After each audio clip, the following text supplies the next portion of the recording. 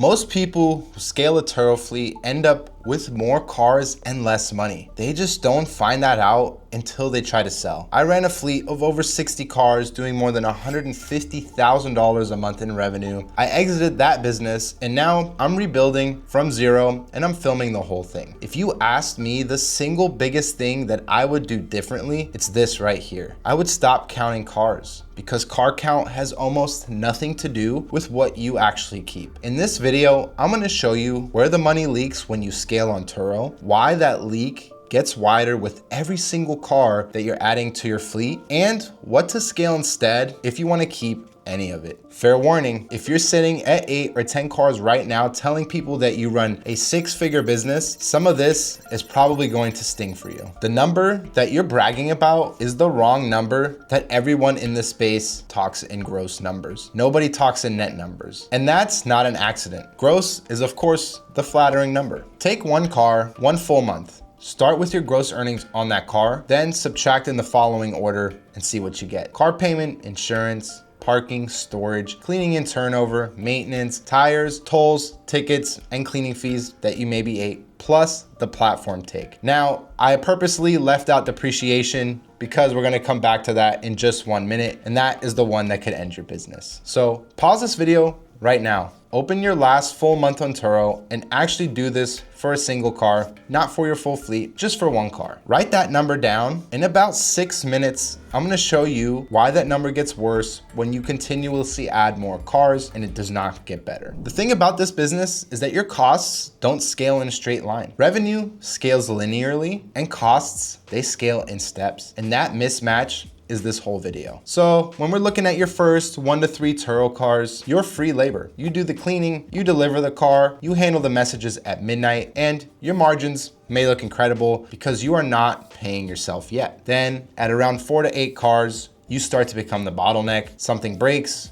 you start paying for cleaning or delivery, and that cost is per car forever now. And when we're dealing with 9 cars and up, we have a lot more expenses. Parking leases, first hires, softwares, and those hit as a block before the cars that justify them are even producing anything. And the trap here is that you add cars to cover the step cost, which triggers the next step cost. That is not scaling. That is a treadmill. And this is, of course, in a perfect world where nothing has even gone wrong yet. So let's talk about what happens when you add cars into a market that didn't ask for those particular vehicles. You start competing with yourself. Most operators buy the same 3 or 4 models that everyone else in the space recommends in the same city, listed at roughly the same price. So adding your 12th car into a market that supports 8 of that category doesn't necessarily create demand. It splits the demand that you already had, but across more units. So utilization is the actual metric, not the car count. A fleet that has high utilization beats a bigger fleet at low utilization on every line that matters every single time. When you added your last car, did your total bookings actually go up, or did your existing cars just book less? Because most people have never actually checked that fact. Quick thing, before we get into the part that actually cost me money, I put together a completely free course that covers the fundamentals of running a rental operation properly, the stuff that I wish someone had handed me before I bought car number 2, and it's gonna be the second link in the description below, but don't click it just yet. Finish this video first, because the next section is the one that decides whether you have a business or just an expensive hobby. And it's the part that almost nobody is talking about publicly. A lot of Turo hosts are just buying revenue with cash and calling it profit. Every additional car that you buy is costing you a big chunk of cash, a down payment, and that money leaves your account permanently and comes back to you slowly, if at all. Growth in this business can eat your cash if you're not doing it correctly. You can be profitable on paper and broke in the bank at the same time. And honestly, most operators are. And now we're gonna get into the step that everybody skips, and that's depreciation. Your car loses value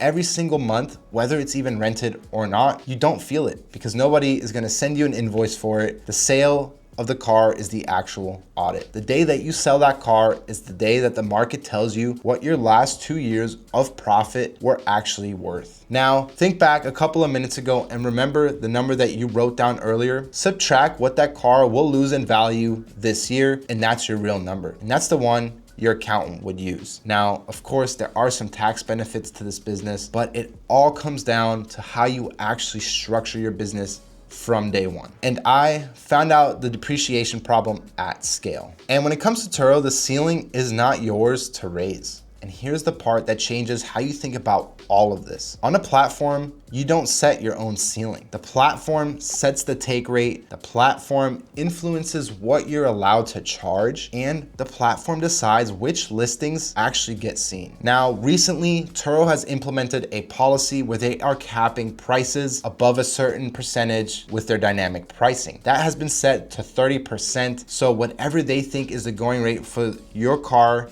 in your market, you cannot charge more than 30% of that rate that they're putting. This is very dangerous because the dynamic pricing is wildly inaccurate for some vehicles in some markets. And it seems month by month and year by year, having been on Turo for the last 8 years, they have made extreme changes that have completely taken away control from the host. But the point holds regardless of any specific policy, because any margin improvement you earn can be taken back by a rule change that you had absolutely no say in. So when you scale car count on a platform, you're scaling your exposure to a decision made in a room that you're not even in, which is exactly why the operators that I work with who are actually keeping money are not the ones with the most cars. Now at scale, we want to talk about margin per car and not car count. There are 3 things that are worth scaling instead of just car count. For example, we have margin per car on private rentals. You can get into longer term rentals, which means less turnover, less cleaning, fewer surprises, and absolutely no platform to take your money. For example, we have Lucas in the program who has been converting Turo cars to private rentals and has significantly increased his revenue as well as profit and control. Now, you can also jump into the gig worker model where you can rent cars to Uber